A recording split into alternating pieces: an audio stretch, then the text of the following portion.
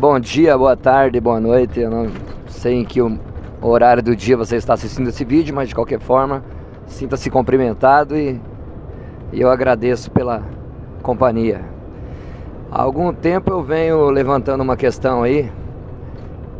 Quais são os 5 maiores inimigos do caminhoneiro autônomo? Eu poderia estender aqui quais são os 5 maiores inimigos dos caminhoneiros autônomos e dos empresários também, né? Porque o empresário ele não deixa de ser um caminhoneiro também, né? Ele é um caminhoneiro com muitos caminhões, né? Mas eu vou, aqui esse vídeo eu vou citar aqui quais são os 5 maiores inimigos dos caminhoneiros autônomos. Eu vim fazendo uma pesquisa ao longo do tempo e eu obtive 5 respostas dos caminhoneiros. O primeiro maior inimigo do caminhoneiro autônomo, segundo os próprios caminhoneiros, né, meus irmãos de batalha, são as quadrilhas de roubo de carga e caminhões. Esses são o número 1. Foram eleitos aí os maiores inimigos dos caminhoneiros autônomos. Mas esses aí também provavelmente são dos empresários também, do ramo de transporte. O segundo maior inimigo do caminhoneiro autônomo é o sistema do governo federal. Bem explicado que não é o governo federal em si, o que está aí instaurado, mas sim o sistema do governo federal do Brasil. Para o caminhoneiro autônomo, realmente é uma catástrofe. O terceiro maior inimigo do caminhoneiro autônomo, e também do empresário com certeza, é o pedágio. Deixa claro aqui que cada inimigo desse do transporte, do caminhoneiro autônomo que eu estou citando, eu vou dar uma explicação lógica, baseado no meu entendimento, no que eu penso que seja. Posso estar errado, mas também posso estar certo, né? O quarto maior inimigo do caminhoneiro autônomo, segundo eles mesmos, são as transportadoras. Vou fazer um comentário breve sobre isso também. E o quinto maior inimigo é o preço do combustível, peças, mecânica, pneu, acessórios relacionados à manutenção do veículo e ao abastecimento, né?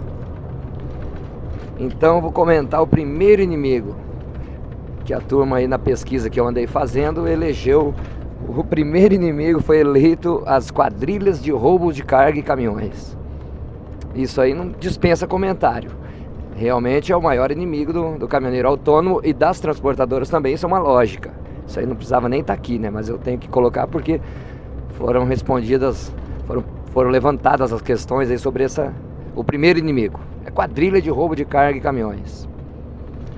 Porque mesmo que esteja catastroficadamente horrível de trabalhar com caminhão, tanto para o autônomo quanto para a transportadora, mas a gente vai levando, a gente vai lutando, né? O dono de caminhão, o transportador. E daí se vir um ladrão e roubar o teu caminhão, acaba com tudo, né? Então é justo que seja o número 1. Não há um comentário a fazer sobre isso, isso é uma lógica. Vamos para o segundo. O segundo maior inimigo do caminhoneiro autônomo, segundo os autônomos, seria o sistema do governo federal. De operar, de cuidar, de criar leis, de ajudar, de dar um apoio, né, um apoio financeiro, uma linha de financiamento que fosse acessível ao simples autônomo, né? Porque existem níveis de autônomo, né? Eu falo porque eu fui autônomo quase 11 anos. Né? 10 anos da minha vida eu fui autônomo. Então eu percebi durante a minha carreira de autônomo que existem níveis de autônomo. Existe o autônomo, aquele bem Zé Ruela, o bem peba mesmo, aquele que tem um 112zinho, um 103zinho ali, uma luta, tá pagando, e ele não tem, ele paga aluguel, ele meteu a cara e comprou aquele caminhãozinho. Ele não tem aquele caminhão agregado em serviço algum. Ele comprou aquele caminhão com uma carretinha e ele faz viagem na linha, como a gente fala, no mercado flutuante de transporte. Ele puxa frete para um, para outro. É o autônomo Zé Ruela. Esse era eu, um exemplo aqui, né? Temos um exemplo, eu mesmo aqui. O autônomo lutador, aquele que eu fui 11 anos autônomo, eu consegui quitar 2 caminhões mas eu não consegui conquistar nada. Por quê? Porque vai vir após aí pra frente. Eu vou explicar o porquê que o autônomo, o número 1, o Zé Ruela, ele pode lutar 100 anos. Ele pode se transformar num Drácula, num vampiro e viver 1000 anos, que ele vai viver 1000 anos naquela lutinha dele ali. Porque é lógica. O sistema não permite que o caminhoneiro autônomo, o Zé Ruela, o número 1, o Pebinha, cresça. E isso eu explico durante o vídeo aqui. Eu provo com argumentos sólidos e fatos, com experiência de causa. Aí tem o autônomo mais elevado, número 2, o autônomo que ele já tem um caminhão melhor, ele tem um caminhão 2010, 2015, até 2020, e ele não paga aluguel, ele tem uma chacrinha, ele já é um autônomo melhorado. É um autônomo que o que ele tinha, ele não conseguiu em cima de caminhão velho. Ele não começou do zero, igual o autônomo Peba, que pede demissão numa empresa e compra um caminhãozinho. Não, ele já tinha alguma coisa que ele herdou da família, do pai. Ele já tinha uma casa de aluguel, ele tinha uma chácara e ele se desfez daquilo. E ele comprou um caminhão já bom ali, ou um caminhão mais ruinzinho, mas tinha um apoio financeiro, uma esposa que trabalha, um filho que ajuda, um filho que mora fora. Esse é o autônomo melhoradinho. Então, esse aí, o sistema de governo não faz muita diferença em ajudar ou não. O segundo inimigo, que é o sistema de governo federal, que foi respondido por muitos caminhoneiros, ele atinge em cheio o caminhoneirinho autônomo, o Pebinha, o que começa do zero, que é a maioria que vai assistir esse vídeo, com certeza se identifica. O sistema de governo federal ele não tem um planejamento de financiamento facilitado para o caminhoneiro Pebinha.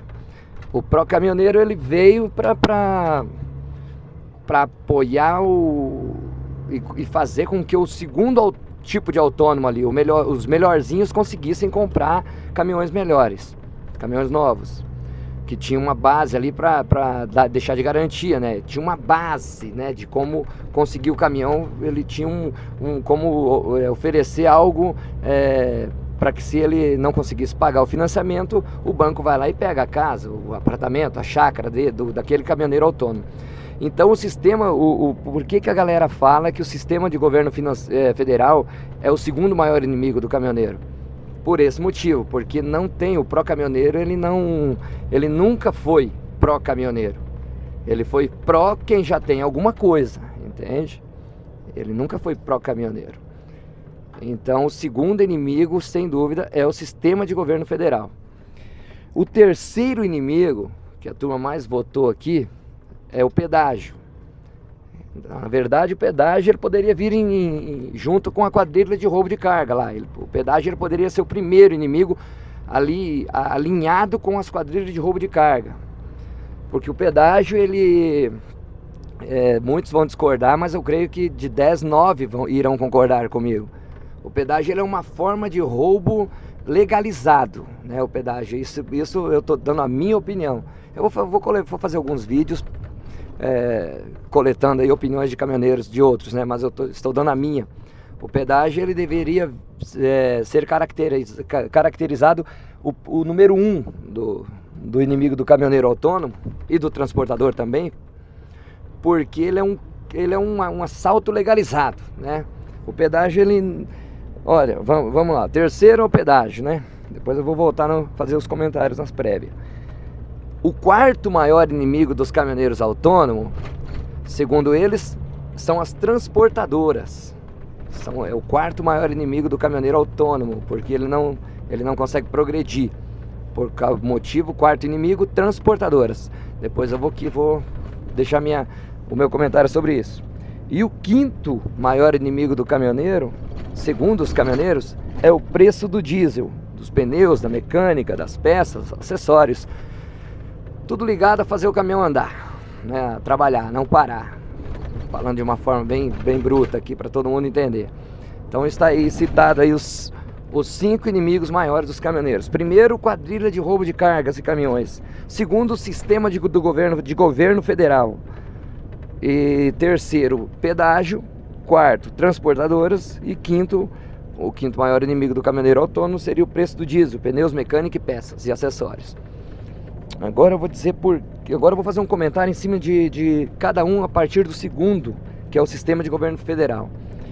O pedágio. O pedágio, na minha humilde opinião, já dei essa opinião, já comentei sobre isso com muita gente, nunca achei uma discórdia. O pedágio, ele deveria ser uma esfera, todos os pedágios, tanto das rodovias federais quanto das rodovias estaduais. O pedágio, ele deveria ser uma esfera do governo federal, na minha opinião. O pedágio deveria pertencer ao Estado. Aí eu já ouvi gente falar, não, você tá louco, como que o pedágio vai pertencer ao Estado? Imagine o roubo, imagine as falcatruas que iriam fazer com tanto dinheiro na mão de pessoas comuns, de pessoas sem um mínimo de estudo. Porque os políticos brasileiros, eu não preciso dizer aqui, né? Que a política brasileira, da nossa democracia, eu ia falar demoniocracia, a nossa democracia é uma piada. Essa é a minha opinião particular.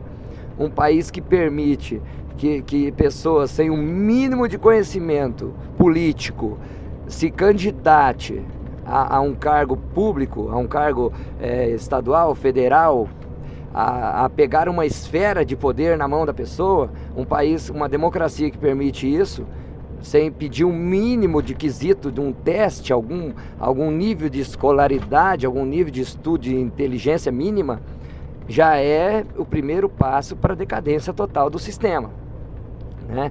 Aí a pessoa fala assim, não, mas existem pessoas que nunca estudaram na vida e são muito mais honestas e muito mais inteligentes do que as que estudaram. Concordo, só que são minorias. A cada 100 pessoas, existe a cada 1000 ou a cada 100 pessoas existem uma sim, não é a maioria, entenda?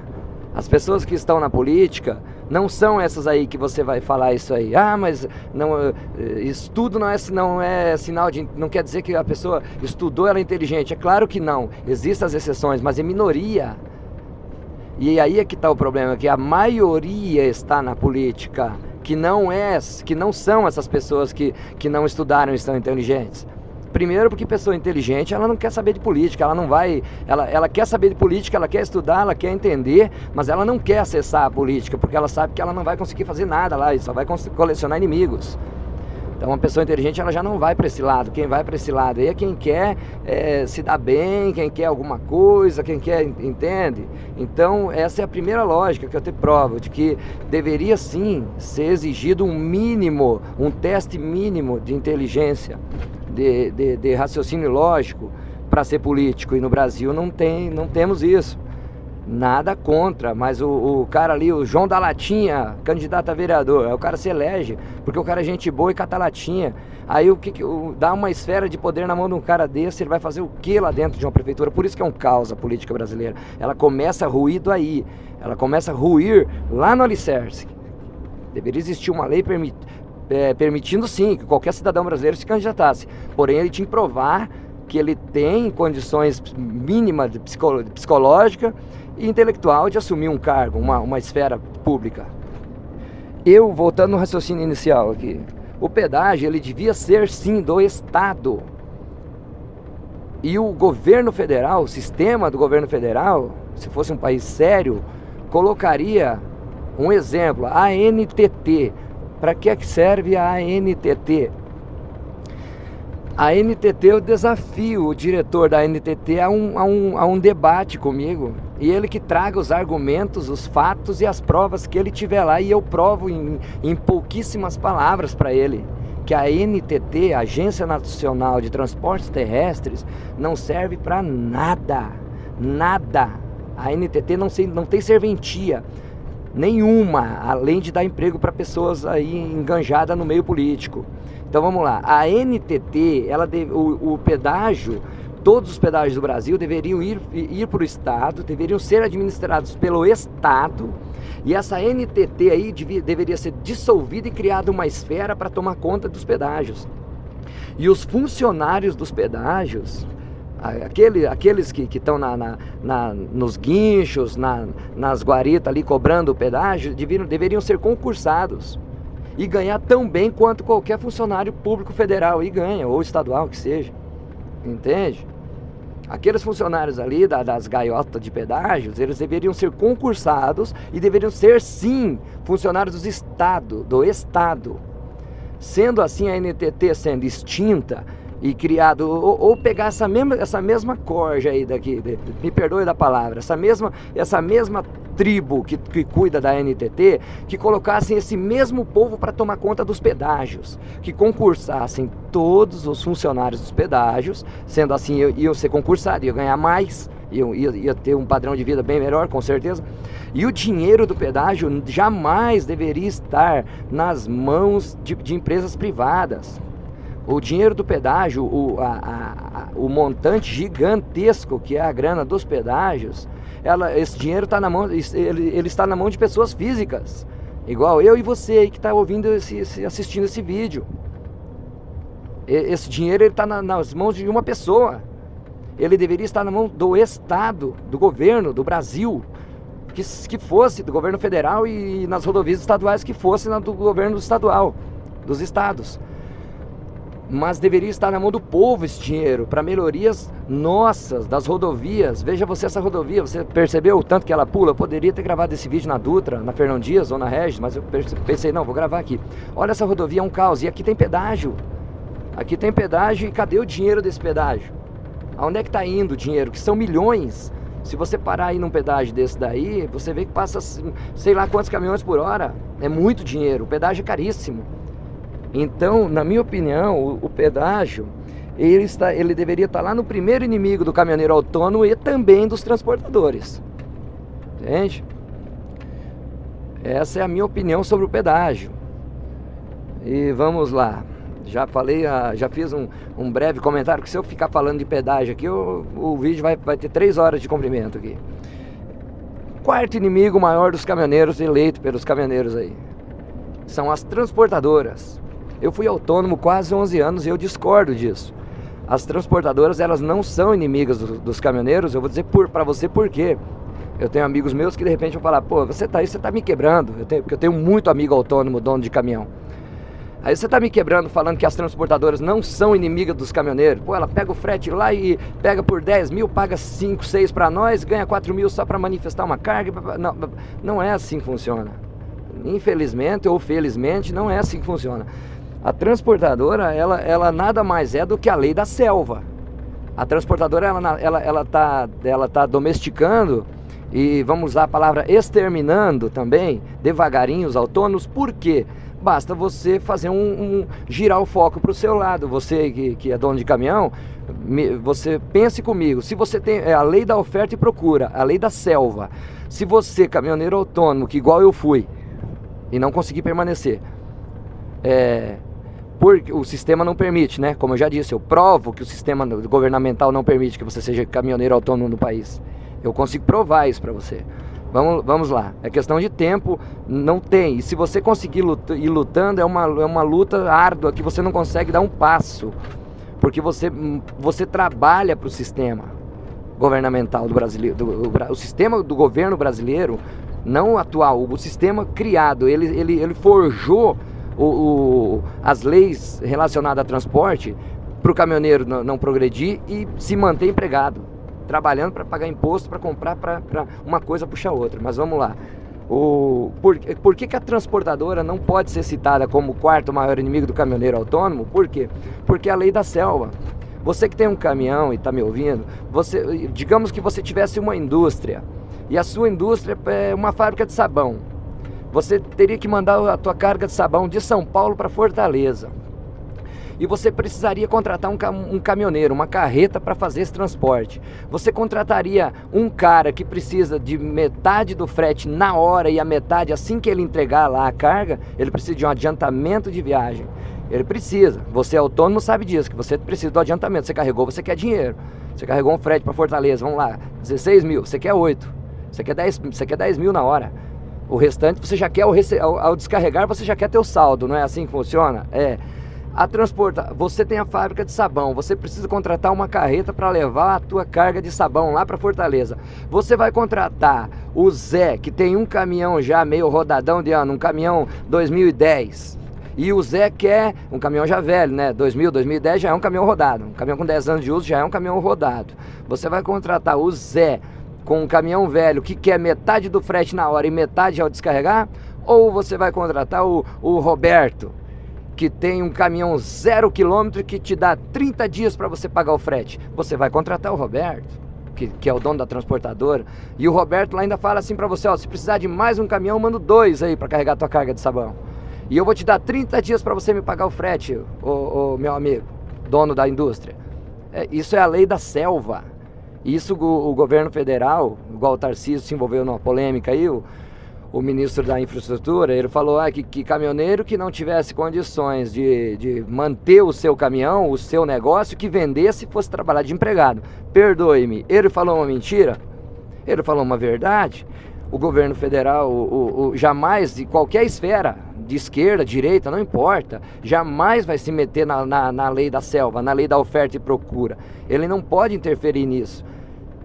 Por esse motivo, as transportadoras não podem ser taxadas como a quarta maior inimiga do caminhoneiro autônomo, porque é a lei da oferta e procura. É só você se colocar no lugar do empresário lá. Você jamais vai contratar alguém que queira o pagamento do serviço no ato e o restante uma semana depois, e deixar de contratar alguém que vai te dar 30 dias para te pagar o serviço. Então, infelizmente, eu discordo. O quarto inimigo do autônomo não é a transportadora. E não, na verdade, não é a transportadora em momento algum. A transportadora não pode ser considerada inimigo dos caminhoneiros autônomos. Vamos lá, quinto inimigo seria o preço do diesel, pneus, mecânica, acessórios. Seria a vida do caminhão ali para manter ele rodando. Pode ser que seja o quinto inimigo. Mas isso aí volta lá para a esfera do sistema de governo federal. Na verdade, a bem da verdade, o sistema de governo federal implantado no Brasil, desde quando foi fundada aí a Constituição, nunca houve um planejamento para essa tribo nossa aqui, de caminhoneiro, tanto autônomo quanto transportador. Os dois vivem numa batalha árdua de sobrevivência. Os transportadores, a gente percebe que transportadoras grandes aí, se der uma vacilada, quebra. Eles trabalham em cima de linhas. Aí eu sei que vai ter autônomos que vão falar: ah, cara, você está puxando o saco demais da transportadora. Não estou, é uma lógica, é uma realidade. É só você girar o foco para o outro lado. Igual eu já dei o exemplo, se você fosse o cliente, você não ia querer saber de contratar um caminhão mais velho e pagamento do serviço à vista. Você iria também contratar um caminhão novo e pagamento em 30 dias. Isso se chama lei da oferta e procura. Então, não há um raciocínio lógico em não falar essa verdade sobre a transportadora. Mas voltando lá no quinto inimigo, eu concordo. Concordo que seja o preço do diesel, pneus, mecânica, peças, acessórios, e que volta lá no sistema de governo, que nunca houve um planejamento, né? Nunca houve um planejamento para o caminhoneiro. Moral de toda essa história vamos para as observações finais aqui.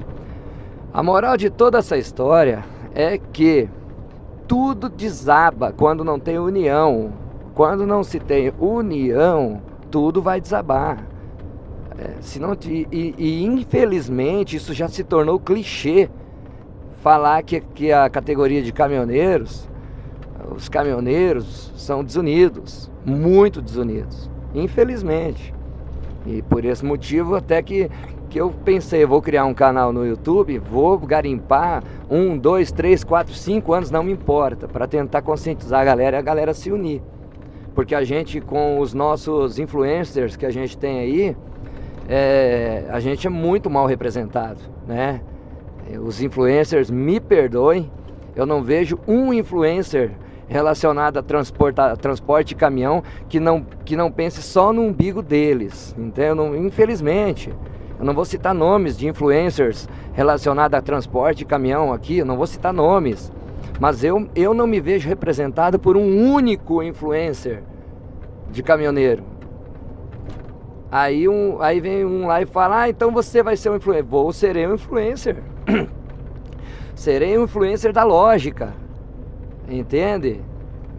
Vou ser um influencer. Nós não temos representação, nem na política, nem em esfera alguma.